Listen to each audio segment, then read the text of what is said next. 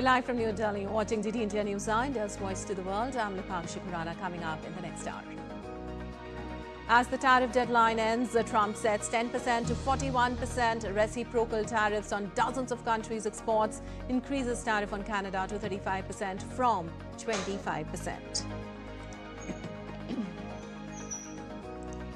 Global stocks mostly fall ahead of big Trump tariff deadline despite strong earnings from US tech giants Microsoft and Meta as markets girded.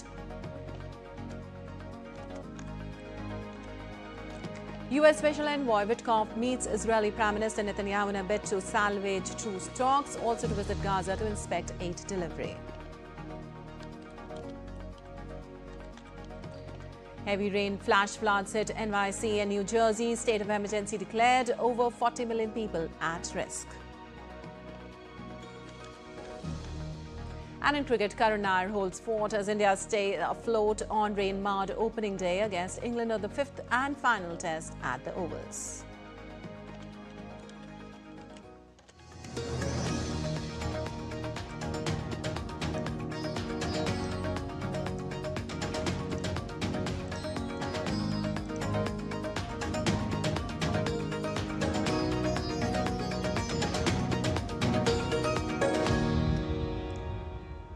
And on to the details now. US President Donald Trump signed an executive order on Thursday imposing new tariffs of up to 41% on imports from over 70 countries. The policy includes certain exemptions. Goods that are loaded onto ships by August 7th and reach the US by October 5th will not be subject to the new rates, provided they were already in transit. However, in a minor reprieve, the White House said the measures will take effect in a week. Trump had set a deadline of 1st August to strike deals before the levies would take effect.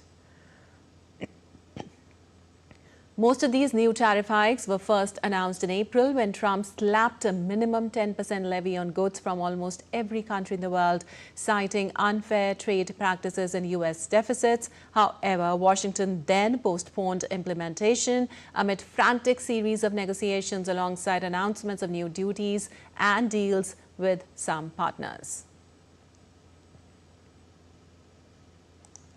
And here are the new adjusted reciprocal tariff rates levied on U.S. importers that Trump announced ahead of his August 1st deadline for negotiated trade agreements. While Syria leads with a new tariff rate of 41%, Laos and Myanmar have been given the highest duties in Trump's latest trade move, all at 40% or above. Iraq and Serbia are each being given a 35% tariff. 4 countries are being tariffed at a rate of 30%. Those are Algeria, Bosnia and Herzegovina, Libya, South Africa. Pakistan emerges with lowest tariff rate of any South Asian country with 19%, while Bangladesh, Sri Lanka, Malaysia, Indonesia, Cambodia and Thailand face tariffs between 15% to 30%. US will charge a 15% tariff on imports from South Korea and Japan as well. Several countries saw substantial relief. Fiji, Guyana, Madagascar, once facing tariffs as high as 40 to 50%, now fall under the 15 to 20% range. The European Union will now face a 15% blanket rate on most goods, down from 20%.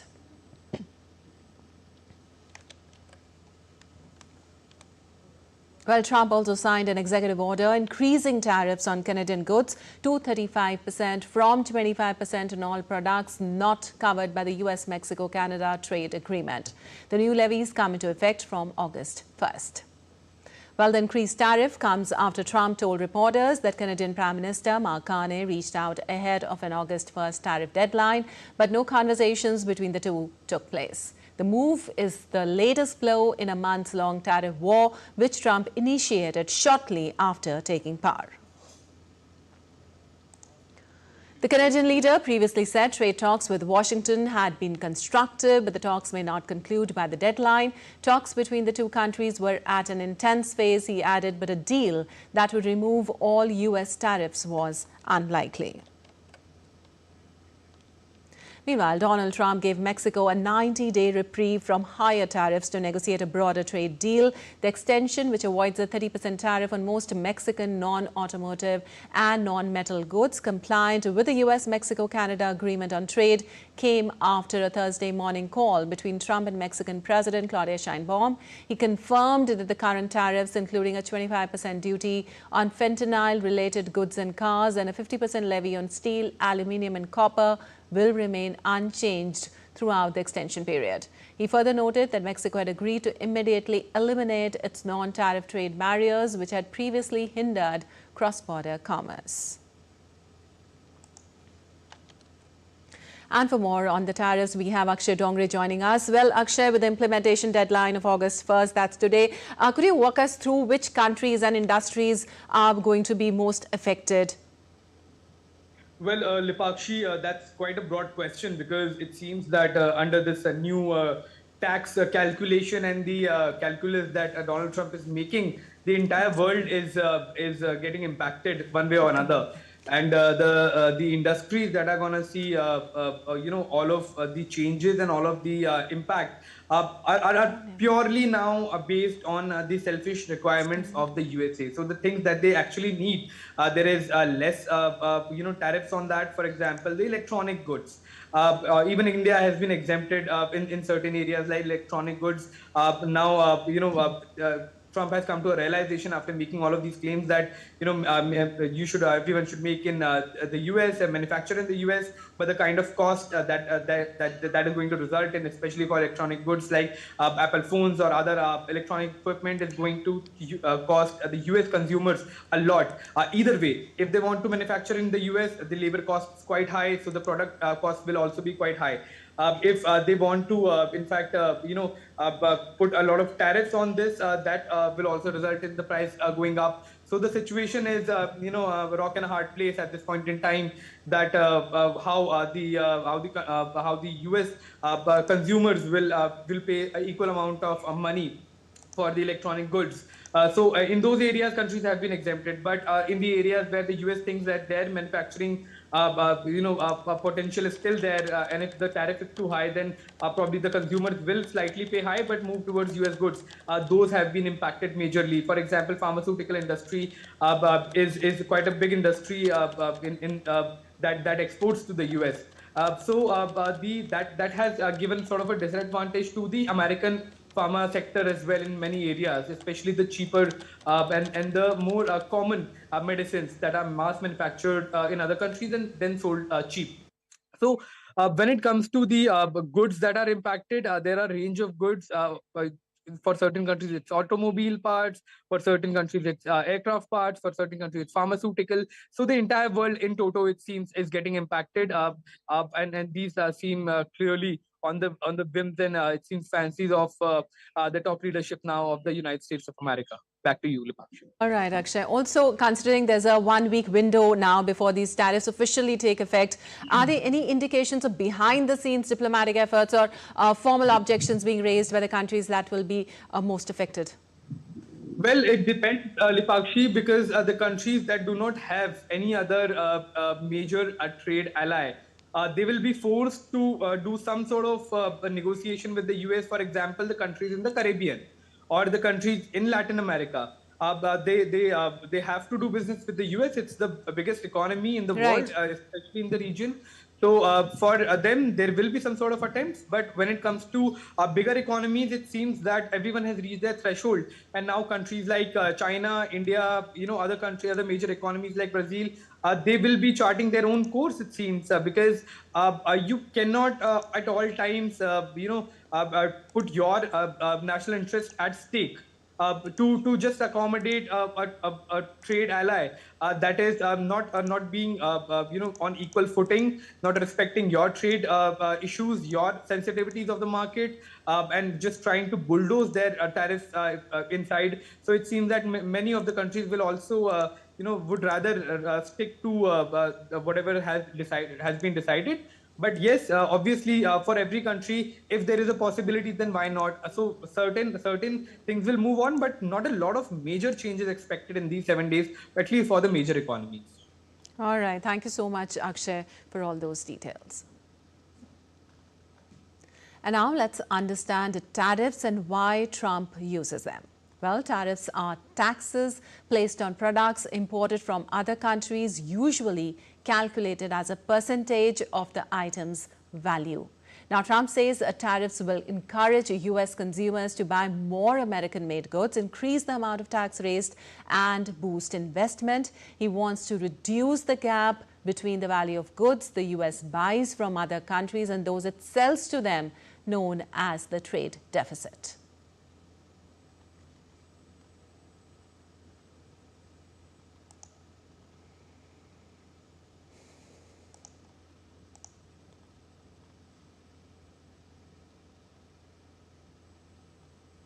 All right, time now for a short break. We'll be back in a while.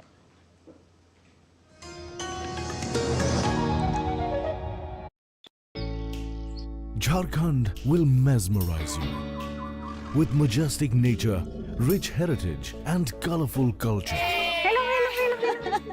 Johar. It fits perfectly. Thank you. Full workout ho gaya. Ready?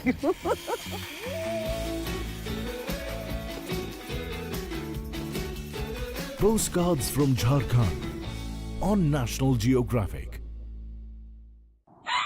स्वागत आहे to magnetic Maharashtra.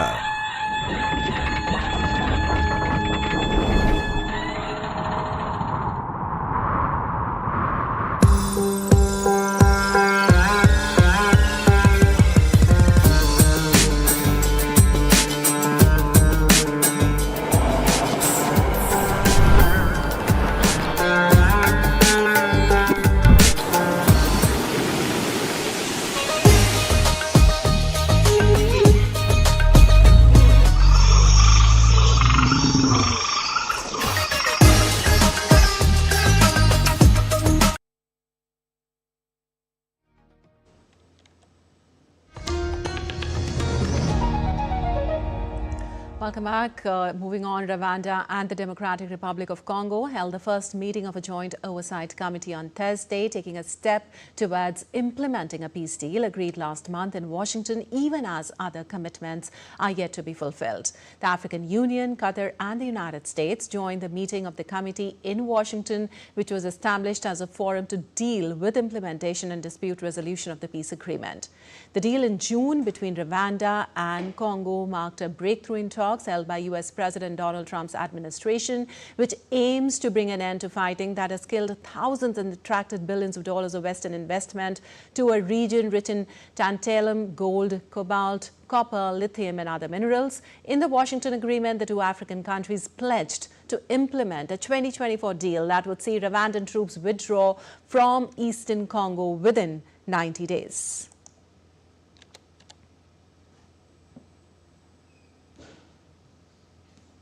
And as the global concern over the humanitarian crisis in Gaza intensifies, U.S. Special Envoy to the Middle East, Steve Witkoff, and U.S. Ambassador to Israel, Mike Huckabee, are set to visit an aid distribution site in Gaza today. This will be Witkoff's second visit to Gaza this year. Earlier, the U.S. Special Envoy met Israeli Prime Minister Benjamin Netanyahu on Thursday.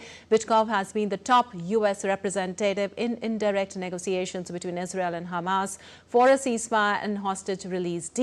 But talks in Doha broke down last week and Israel and the United States recalled their delegations. Well, earlier, Witkoff visited Gaza in January. Israel is under mounting international pressure to agree a ceasefire and allow the world to flood Gaza with food, with Canada and Portugal, the latest Western governments to announce plans to recognize a Palestinian state. And U.S. President Donald Trump on Thursday described the situation in Gaza as terrible. He said the United States recently contributed $60 million for food aid, but Hamas diverted money and food resources. Oh, it's terrible what's occurring there, yeah. It's a terrible thing. People are very hungry. You know, the United States gave $60 million for food, and it's a shame because nobody, I don't see the results of it. And we gave it to people that in theory are watching over it fairly closely. We wanted Israel to watch over it. Part of the problem is Hamas is taking the money and they're taking the food. But we gave $60 million a couple of weeks ago. Nobody said anything about it. Well, more nations joined a growing list of countries recognizing a Palestinian state in the years since recent Israel-Hamas conflict began after October 7th. About 145 of the 193 member states of the United Nations recognize Palestine as a state, but only a handful of the 27 European Union members did so before October 7th, mostly former communist countries as well as Sweden and Cyprus. The decision to recognize Palestinian statehood by Ireland, Spain and Norway, three major European unions, was mostly symbolic, but it made Israel appear more isolated on the international stage. And U.S. President is standing firm behind Israel. Trump criticized Canada's decision to recognize Palestine and placed the blame for the crisis squarely on Hamas. Well, we're going to see. No, I didn't like what they said, but, you know, that's their opinion. I didn't like that. Not a deal breaker, but we haven't spoken to Canada today. He's called, and we'll see. But we have made a few deals today that are excellent deals for the country. You know, we're taking in literally trillions of dollars for the country. Well, Germany came from behind to stand with Israel as Germany's Foreign Minister Johann Witkoff said that Israel was in danger of becoming isolated and he was trying to prevent that. Witkoff met Israeli Prime Minister Benjamin Netanyahu in Jerusalem on Thursday. He said negotiations for a two-state solution must begin, while for Germany, the recognition of a Palestinian state would come at the end of that process. Witkoff also said that the European Union was discussing measures that would have painful consequences for Israel, though he condemned the catastrophic humanitarian situation in Gaza. And updates now on Russia-Ukraine conflict. Russia launched military strikes on Ukrainian capital Kyiv on Thursday. Russia's defense ministry said it targeted and hit Ukrainian military airfields and ammunition depots as well as businesses linked to what it called Kyiv's military-industrial complex. Well, Ukrainian President Volodymyr Zelensky praised emergency services for their continued efforts to restore life after the attacks. City authorities announced a day of mourning to be held on Friday. Meanwhile, Kyiv and Moscow have held 3 rounds of talks in Istanbul this year that yielded exchanges of prisoners and bodies, but no breakthrough to defuse the conflict.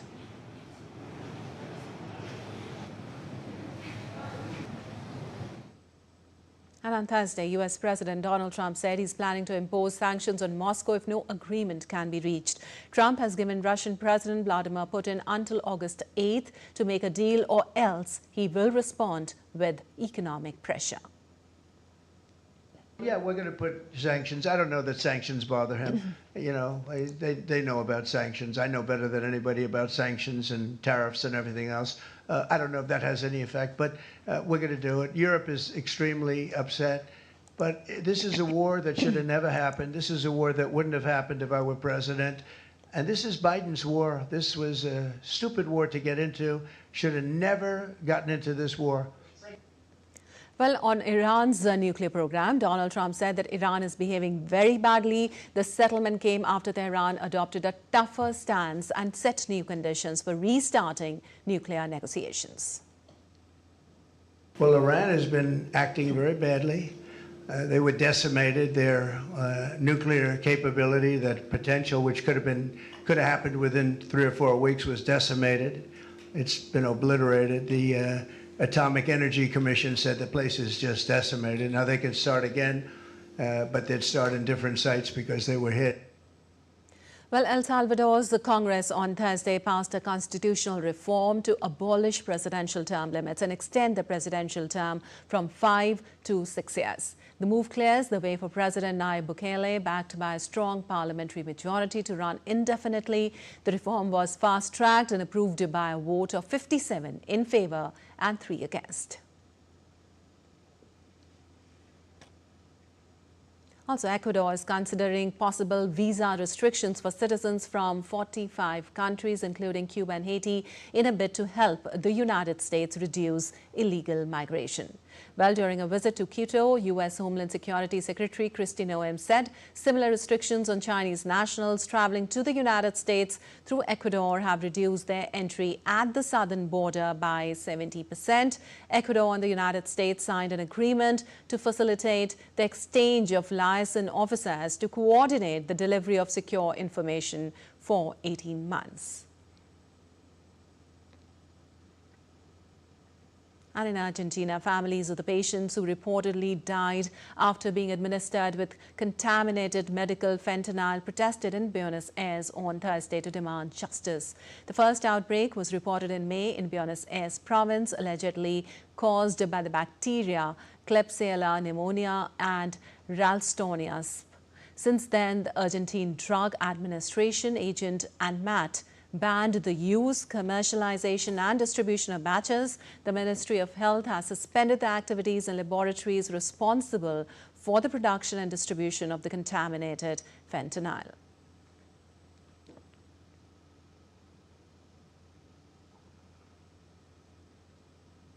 Meanwhile, Buenos Aires also saw protests against government cutbacks to Argentina's public health sector. Demonstrators demanded better funding and salaries, as well as criticizing the policies of President Javier Milei on their way to the obelisk monument. Protesters warned that public hospitals will suffer if their concerns remain ignored, with some workers already leaving or migrating due to poor conditions.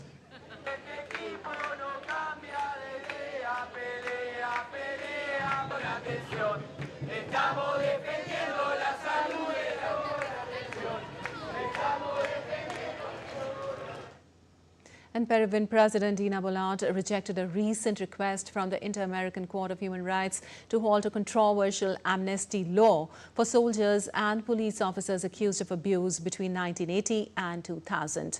In early July, the Peruvian Congress approved a bill granting amnesty to members of the armed forces who were being prosecuted or sentenced for cases of abuse during a confrontation with the Maoist group Sendero Luminoso. According to official figures, during the confrontation between law enforcement and insurgent groups, approximately 69,000 people, including civilians and military personnel, died or disappeared. The local National Human Rights Coordinator said a week ago that the amnesty would leave 156 cases with final sentences and more than 600 ongoing trials unpunished. Lawmakers from the party that promoted the amnesty claimed that the law would end hundreds of trials against soldiers that have been ongoing for more than 2 decades without a sentence. And thousands of Croatians lined the streets in Zagreb to watch a military parade celebrating the 30th anniversary of Operation Storm, a 4-day military offensive which ended the 1991-95 war in Croatia. The 4-day operation, launched in August 1995, was one of the largest European military offensives since World War II. It began with the shelling of key Serb-controlled towns in the UN-protected Nin Krajina region. The offensive was launched from Sisak and Karlovac in the north, making rapid territorial gains around Otočak and Gospić further south.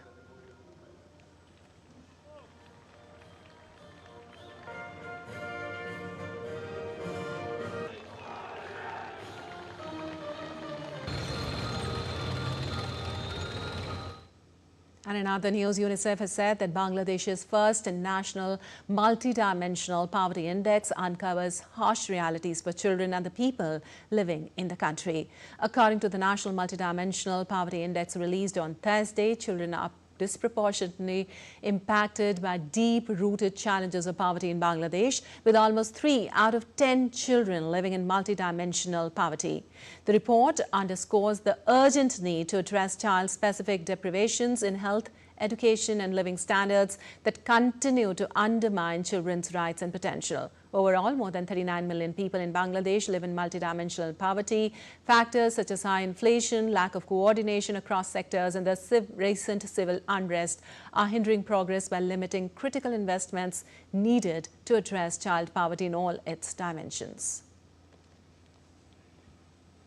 And coming back on our main story of Trump setting 10% to 41% reciprocal tariffs on dozens of countries' exports, Malaysia's trade ministry said in a statement that the revised tariff rate imposed by the United States on Malaysia was achieved without compromising the nation's sovereign rights after it stood firm on various red line issues. Well, the positive outcome of the U.S. tariff talks follows sustained engagement between both governments and is a significant achievement of Malaysia's thorough and methodical negotiating process, according to the statement from Malaysia's Ministry of Investment, Trade and Industry. The United States imposed a 19% tariff rate on Malaysia.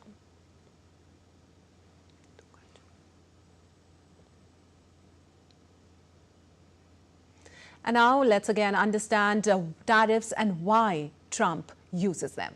Now, tariffs are taxes placed on products imported from other countries, usually calculated as a percentage of the item's value.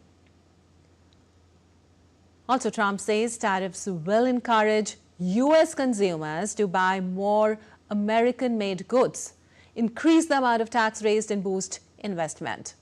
He also said that he wants to reduce the gap between the value of goods the U.S. buys from other countries and those it sells to them, known as the trade deficit.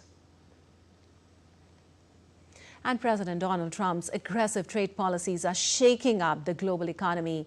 While he says these tariffs protect American jobs in manufacturing, businesses are already raising prices, leaving consumers to feel the impact at the checkout. Markets were volatile after the tariffs were announced, but have since steadied. These ups and downs are impacting pensions, jobs and interest rates for many. The US dollar has also dropped sharply amid uncertainty, and both the IMF and OECD have lowered their growth forecast for 2025.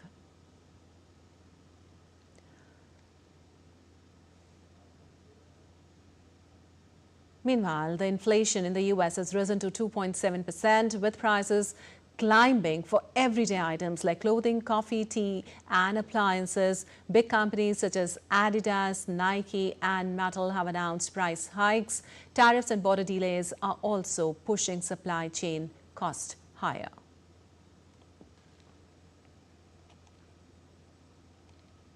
And still to come on DD India News Hour. Monsoon session chaos continues. Opposition protests disrupt Parliament as Piyush Goyal clarified US tariff issue in Lok Sabha. Special intensive revision initiative for upcoming polls in Bihar. And we'll give you a weather update from around the world.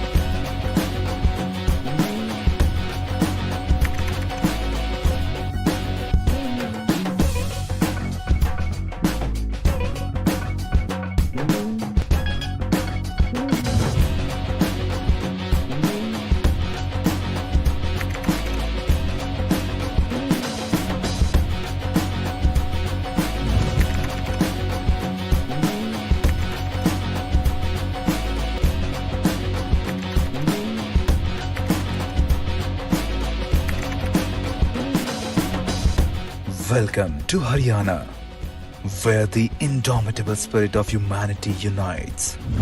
Vasudhaiva Kutumbakam.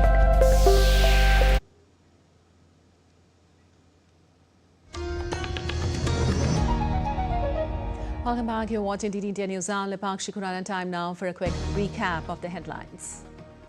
As the tariff deadline ends, Trump sets 10% to 41% reciprocal tariffs on dozens of countries' exports, increases tariff on Canada to 35% from 25%.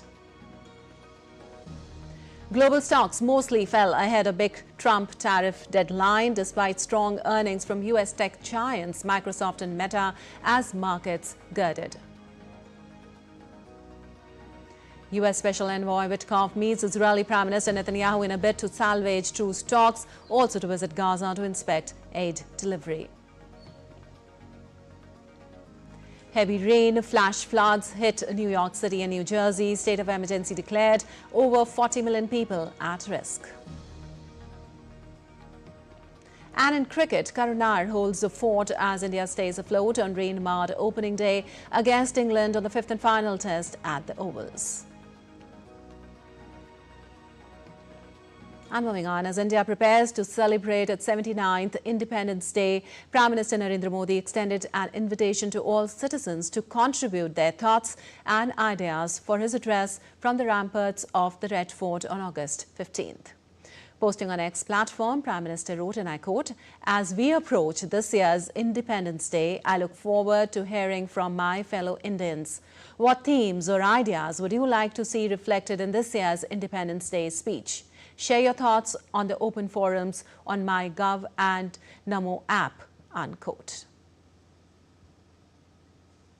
And Prime Minister Narendra Modi is set to visit his parliamentary constituency, Varanasi, in Uttar Pradesh on 2nd of August to inaugurate and lay the foundation stone of multiple infrastructure and development projects valued at approximately 2,200 crore rupees. The project aimed at boosting connectivity, urban development and public amenities in the region are part of ongoing efforts to transform Varanasi into a smart and sustainable city, spanning sectors such as infrastructure, education, healthcare, tourism, cultural heritage and urban development, with key highlights including road and power upgrades, riverfront and beautification of 21 parks, 47 drinking water schemes under Jal Jeevan Mission, enhanced school and hospital facilities.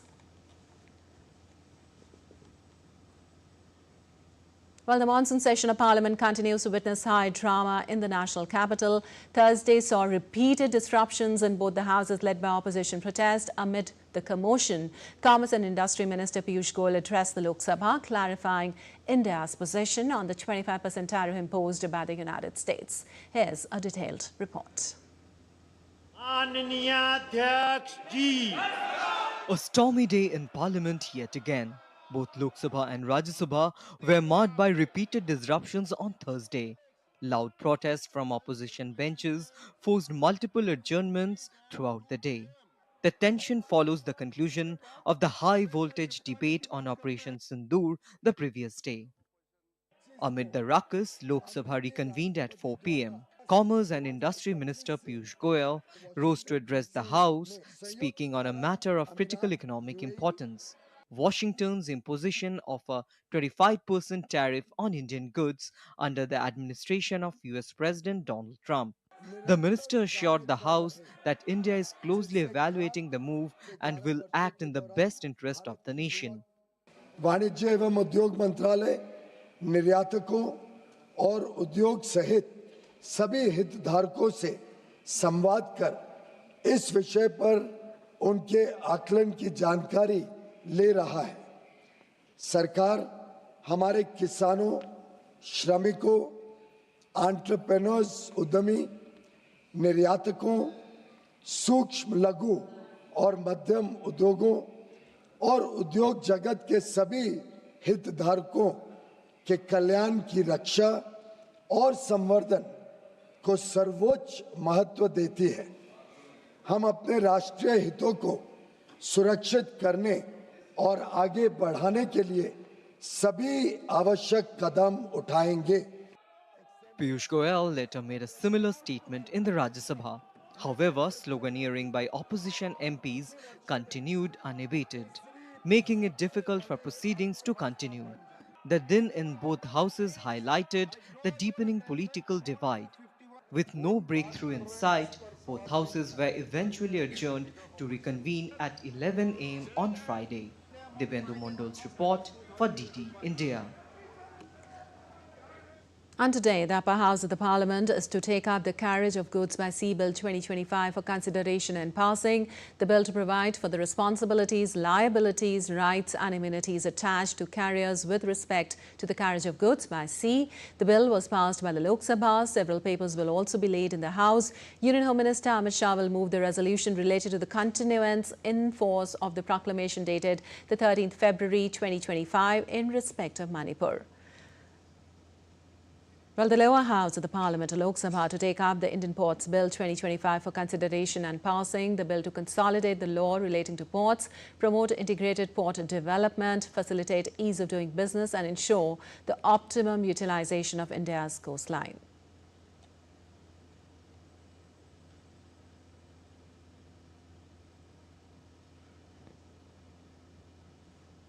And for more on the Parliament, we have Devendra Mondal joining us. Well, Devendra, both the Lok Sabha and the Rajya Sabha witnessed repeated disruptions yesterday. What's the outlook for today? Is there any indication that parliamentary proceedings might run more smoothly, or are further disruptions expected? Today the Parliament will be functioning from 11 a.m. after a massive disruption and protest that we have witnessed yesterday. But, it is, as we speak, Lipakshi, the opposition parties are already protesting outside the Parliament and it is expected that we could see similar situation as to what we have seen yesterday on both the houses. There could be disruption from the opposition side, who have been protesting continuously on the issue of the SIR, which is the Special Intensive Review of Electoral Rolls in Bihar. So therefore, there could be disruption. The opposition strategy is clear that they want to corner the government on the SIR issue, and they want a debate on the SIR on the floor of the House, like we have seen an extensive marathon debate on Operation Sindoor. Right. So therefore, it is expected that there could be some sort of disruption. But of course, both the Speaker of the Lok Sabha as well as the Deputy Chairman of Rajya Sabha both have requested the opposition parties to let the House function, because it is a crucial time for legislative business of the government, and the government plans to bring in a lot of bills in this particular session of this monsoon session of Parliament, and therefore it is expected that the government will appeal once again to the opposition parties to help the House function smoothly. Dipakshi. All right. Thank you so much, Devendra, for all those details. And moving on, Indian Navy officer Vice Admiral Sanjay Vatsyana assumed charge as the new Vice Chief of the Naval Staff on Friday. The senior officer marked the occasion by paying tribute at the National War Memorial in New Delhi. After taking charge, he was accorded a Guard of Honor at the South Block. An alumnus of the 71st course of the National Defence Academy, Vice Admiral Vatsyana was commissioned into the Indian Navy on January 1st, 1988 and has held key positions aboard several Indian Navy ships, including INS Mysore and INS Nishank. He was also part of the pre-commissioning crew of CGS Sangram and later served as executive officer of INS Mysore. In 2020, he led the Eastern Fleet during heightened maritime activity following the Galwan clashes.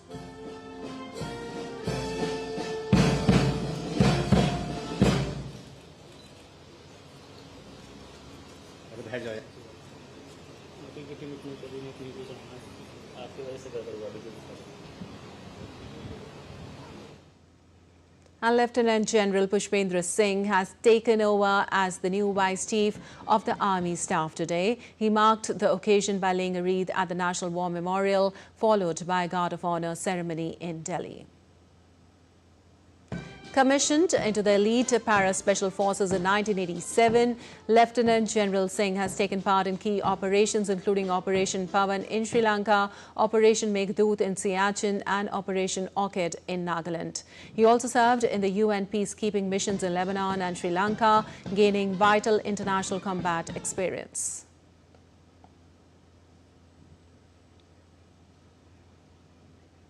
Well, the Election Commission of India will publish the draft electoral roll in eastern state of Bihar on Friday under the Special Intensive Revision Initiative. In his message before the publication of the draft electoral roll, Chief Election Commissioner Gyanesh Kumar said that the physical and digital format of electoral roll will also be provided to all recognized political parties in all 38 districts of Bihar by district election officers. He said the Chief Electoral Officer of Bihar and 243 electoral officers will invite the voter or any recognized political party to file their objections regarding any discrepancies in the electoral roll. The objections can be made from 1st of August to 1st of September 2025. The voters can check the details at ECI website.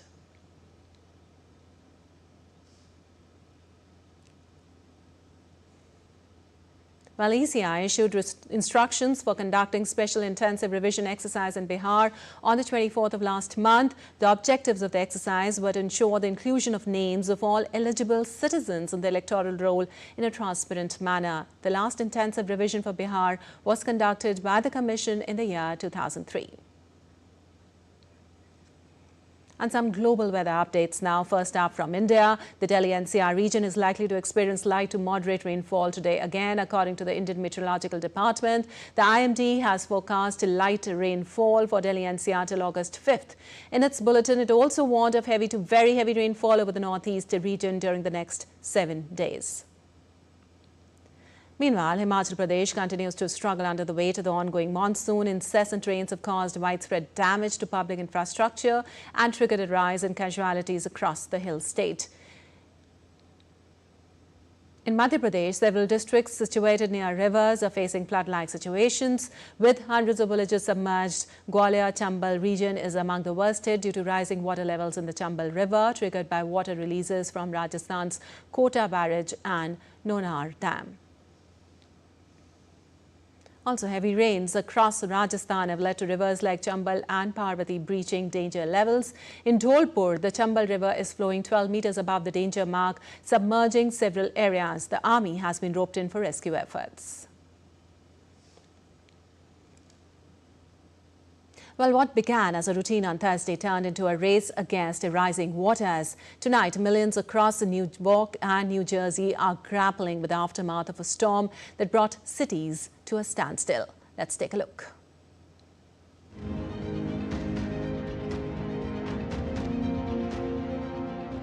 Torrential rain swept across the Northeast America on July 31st, triggering National Weather Service issuing flash flood warnings from Washington, D.C. to New York City, with rainfall rates peaking at 2 to 3 inches per hour.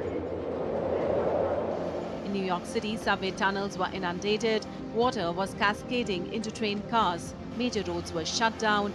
Owing to the alarming situation, NYC Mayor Kathy Hochul declared the state of emergency. Across the river in New Jersey, the situation was equally dire. In Montclair, vehicles were navigating knee-deep water. Highways faced partial closures. Acting Governor Tahisha Wei warned of landslides and rock slides, urging residents to stay indoors. The storm was fueled by a slow-moving cold front colliding with a moisture-rich air mass. Rainfall totals reached 5 to 7 inches, overwhelming drainage systems and exposing the fragility of urban infrastructure. With millions at risk, emergency shelters have been activated with rescue teams deployed and travel advisories issued. Officials urged residents to prepare go bags, monitor alert and move to higher ground if needed. As the rain slows down, the damage is still being assessed. But for many, the storm was a stark reminder of how quickly normal can turn into emergency. Bureau Report, DD India. And sandstorms brought orange skies to parts of coastal Peru, affecting visibility across the region. Deputy Director of Meteorological Forecasting at Peru's weather agency said strong winds caused by high-pressure system in the south triggered a large sand and dust storm in the regions of Ica, Arequipa, Moquegua, Tacna, even reaching parts of Chile. Footage carried by national media showed affected visibility on roads and buildings covered in clouds of sand and dust at Ica. The agency also reported that from Friday to Sunday, an increase in wind speed from moderate to strong intensity will occur along the coast.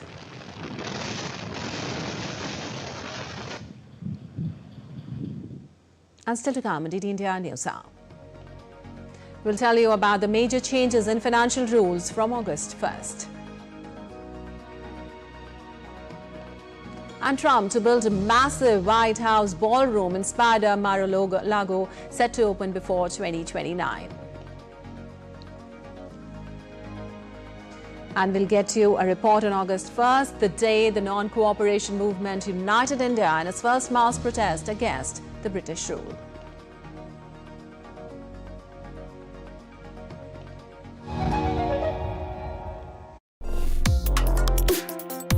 Complex issues, hidden agendas, twists and turns, strategic games. We think all dots are linked. We just need to connect them. Join me every week as I connect the dots to unravel hidden designs in statecraft, mysteries, and decode issues that matter to you. Watch Connecting the Dots with me at these times on DD India.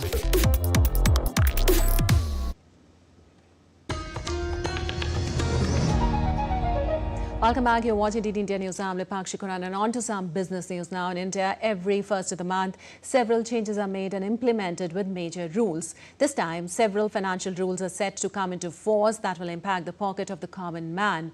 The Reserve Bank of India had announced the extension of the trading hours of the call money, market repo and tri-party repo markets in two phases. The first phase effective from July 1st, 2025. Meanwhile, in the second phase, the trading hours for market repo and TREPs will be extended with a new timing set from 9 a.m. IST to 4 p.m. IST, effective from August 1st, 2025. Also, National Payments Corporation of India has introduced UPI transaction rules to reduce system load and ensure smooth transactions effective from today. Key updates include you can check your balance a maximum of 50 times per day. Bank account list linked to your mobile number can be viewed only 25 times a day. Autopay transactions for EMI, SIPs or OTT subscriptions will be processed during non-peak hours. Failed transaction status can only be checked 3 times, and the receiver's name will always be visible during payments to avoid wrong transfers.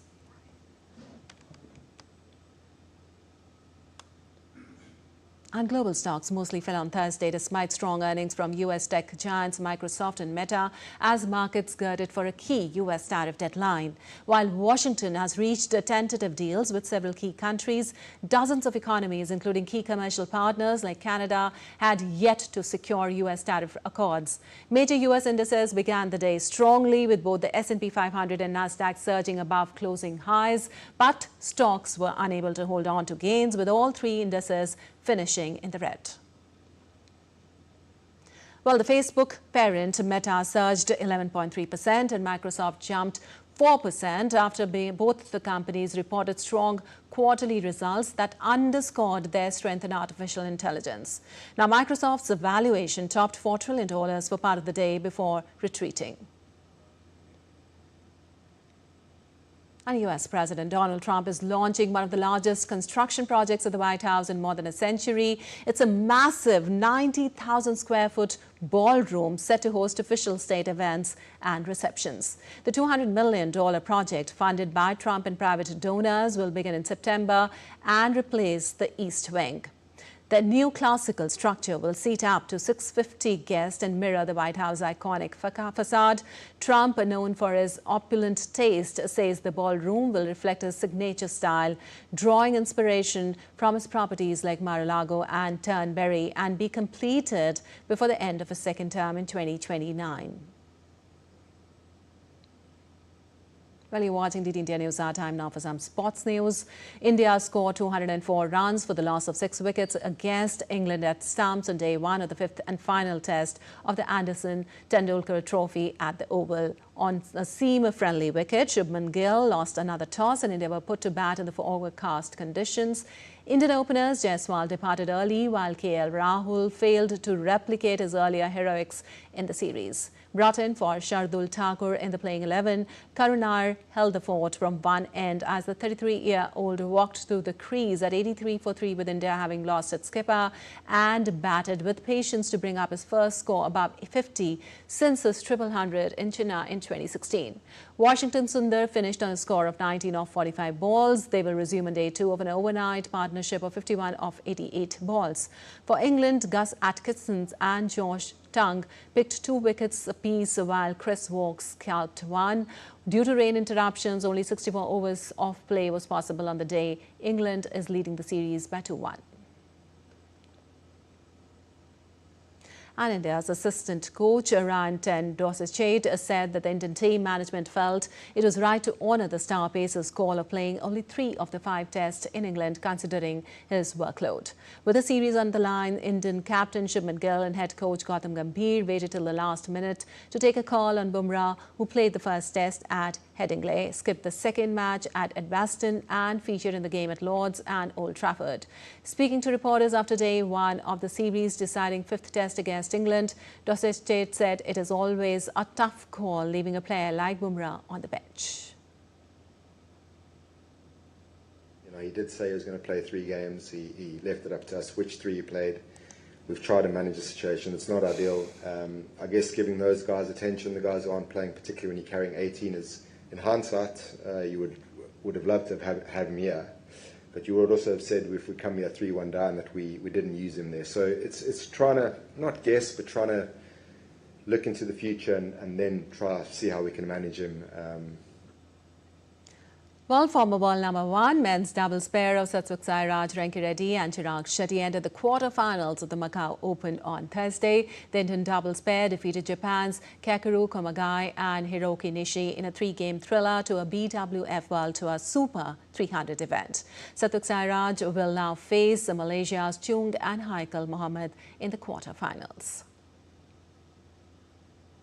Well, August 1st, a day when Mahatma Gandhi gave a call in 1920, a call that brought the entire nation together. A call for the first nationwide mass movement against the British Raj. August 1st, 1920, the day when non-cooperation movement was formally launched by Mahatma Gandhi. Do you know about this historic landmark in the Indian independence struggle? Our next report gives you the details. August 1.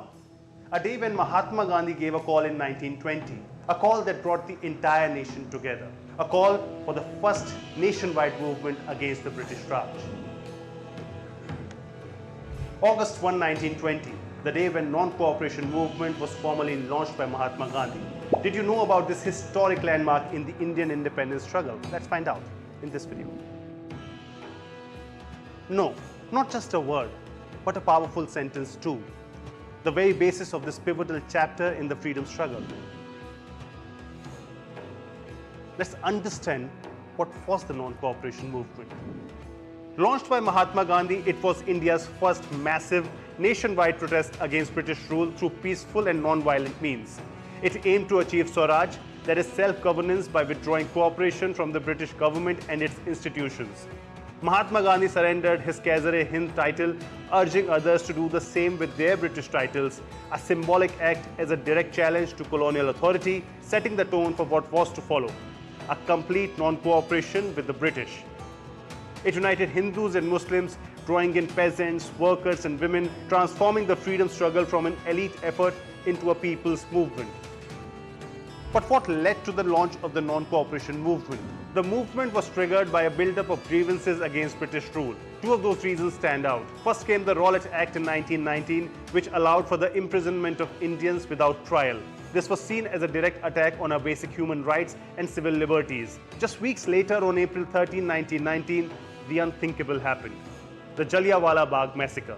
Hundreds of unarmed men, women and children gathered peacefully were brutally gunned down by British troops. Add to that the Khilafat issue. Indian Muslims felt deeply betrayed by British policies towards the Ottoman Empire after the First World War, disrespecting their spiritual leader, the Caliph. Mahatma Gandhi saw this as an opportunity to unite Hindus and Muslims in a common cause against the British. The stage was set for the non-cooperation movement to demand Swaraj. So how did millions of Indians participate in the non-cooperation movement? The call for non-cooperation resonated nationwide. It started with boycotts. Indians boycotted British goods, burning foreign clothes and embracing Swadeshi products like khadi. Titles and honors were boycotted. Indians returned medals and honorary positions awarded by the British. Government institutions were boycotted. Students left government schools to join national institutions. Lawyers boycotted courts. Even legislative councils were abandoned. Women, often unseen, spun khadi. Farmers refused taxes. The aim was to cripple the British administration. Beyond boycotts, the movement also focused on constructive programs. National schools, colleges and private panchayat courts were established. Institutions like Kashi Vidyapeeth, Bihar Vidyapeeth and Jamia Millia Islamia were established. The movement also promoted the establishment of local panchayats to resolve disputes. Millions united across every village and city. And behind all this, the core principle was non-violence. But despite its immense success, the non-cooperation movement came to an abrupt halt. So what led to the withdrawal of the movement?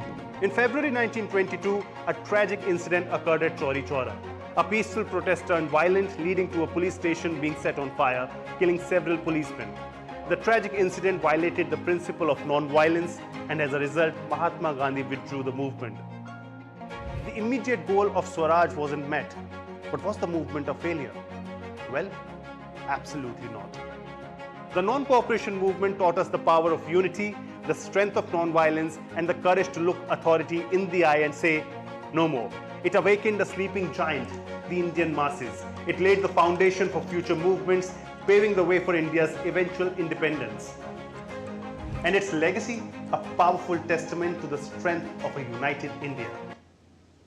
Well, that's all for this edition of DD India News Hour, but let us know your thoughts on the news of the day. For those on the go, you can get all the latest news and updates from India across the world on the DD India mobile app. The app is available on both Android and iOS platforms. Scan the QR code on the screen to download now. We'll be back with more news as it breaks here on DD India. I'm Lipakshi Khurana from all of us here in Delhi. Thanks for watching DD India News Hour.